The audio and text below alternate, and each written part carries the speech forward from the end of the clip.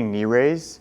So this is a scaled version of the hanging leg raise, where the leg raise is we're in a straight lever position and I'm pulling my legs up into that bottom position. So this allows me to shorten the lever arm because my knee is bent.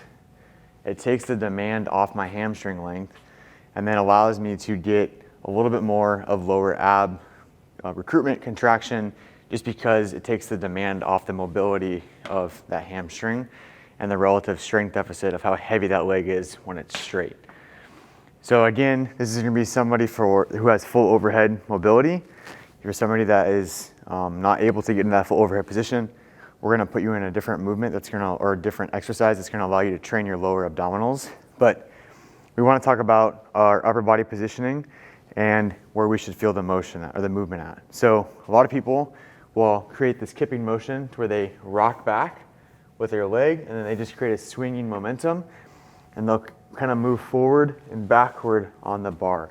We want to do it from a dead hang position, and I don't like to have my knees drop way past parallel relative to the floor, as you saw in the intro video, because what will end up happening is I do a lot of hip flexor to get from that bottom position all the way up to where my thighs are parallel and then contracting my knees toward my chest. What I do want to see is that if your thigh is parallel to the floor, your heels are toward your butt, and as I start to crunch up or do that leg raise, or the knee raise, excuse me, is that I'm getting my butt to kind of tuck under me. And when my butt tucks under me, that's an indication that my abdominals are contracting and getting closer toward each other, but my upper extremity is fixed as I'm holding onto that bar. So it's literally tilting my pelvis up under me. If I had a belt buckle on, it would be pointing the belt buckle toward the ceiling as I'm doing that. Now the other piece is the first part of the intro video is front on, and I'm holding on to a pull-up bar.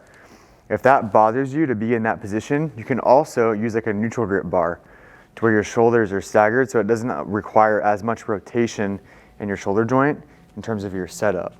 So if I go to the bar above me, this is more of that neutral grip setup, and I'm in that dead hang, and then from here I'm going to start with my thighs parallel to the floor. I'm trying to tuck my heels to my butt, and then I'm trying to pull my knees all the way up toward my armpits if able, and having that tailbone tuck under me as I go up.